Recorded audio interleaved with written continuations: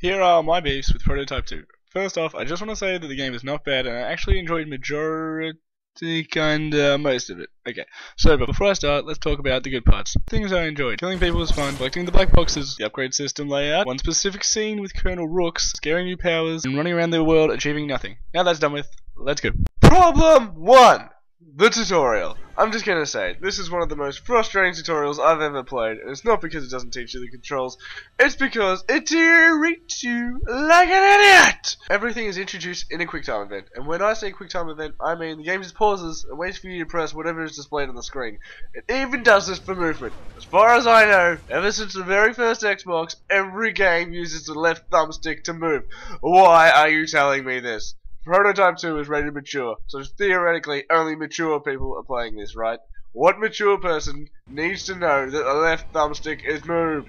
It's so simple. Surely you can figure this out. How dumb does Radical Entertainment think their players are? Actually, probably best not to answer that. I want just one AAA title that doesn't treat me like a 5-year-old and actually acknowledges that maybe, just maybe, I've played another video game before this one. Let's not forget, this is a sequel. So hell, I might have even played the original Prototype, and I know what the controls are. What happened to the good old instruction booklet?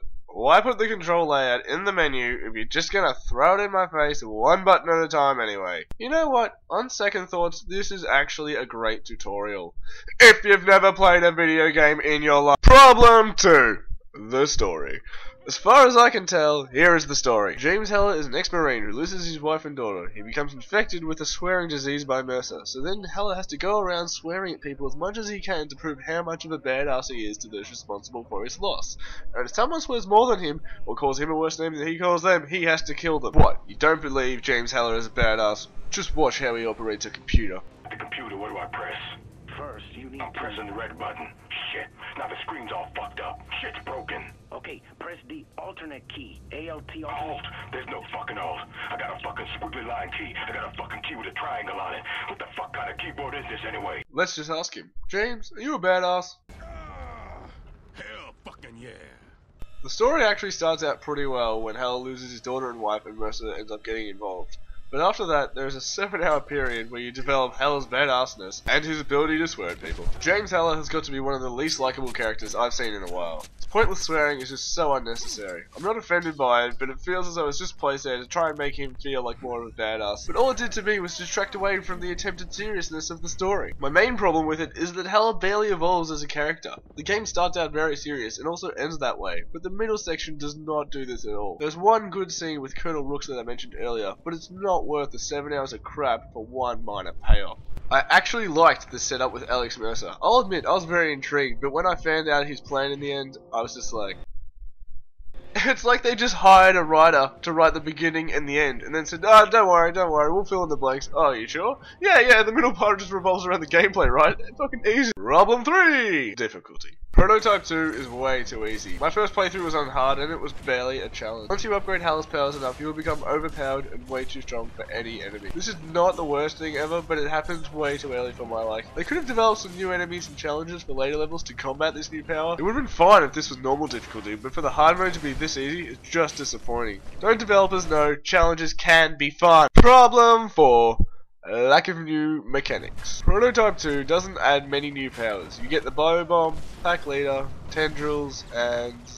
well, that's about it. Sequels always seem to be scared to take risks and fear that changing will mean that they will lose too many fans. I would have loved to have seen Heller only keep a couple of Mercer's abilities and then get a whole bunch of new ones. So unfortunately it does lean towards that slightly DLC updated patch feel that a lot of sequels get, but it's not completely there. I want developers to take a risk for once. Sure, they don't always work out, but it sure beats churning out the same game every time with a new number on it. You don't have to change the mechanics, you can simply build upon them with different challenges that can be solved in different ways with the same mechanic and still have it feel like a completely new experience. Problem 5. They fucking ruined Alex Mercer. Moving on. Problem 6. The not so rad net edition. I liked most of the events from the first Prototype, in particular the gliding event.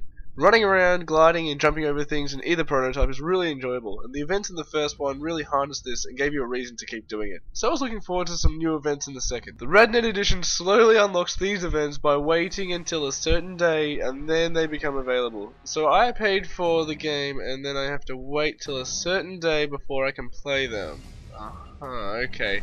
Wait, no, this is the stupidest thing I've ever heard. At least Day 1 DLC allows you to play these things on the disc, and you're not even doing that. These events are obviously kept on the disc. The events themselves are lame, and there are even less of them, and less types than the original one. So in a nutshell, don't treat me like I've never played a video game before. Be consistent with the story. Feel free to challenge the player. Make changes so sequels are actually new. Delete the part of my memory that knows about Alex Mercer in Prototype 2. And finally, don't block access to things I paid for. And don't subscribe because I have no friends and I don't need you.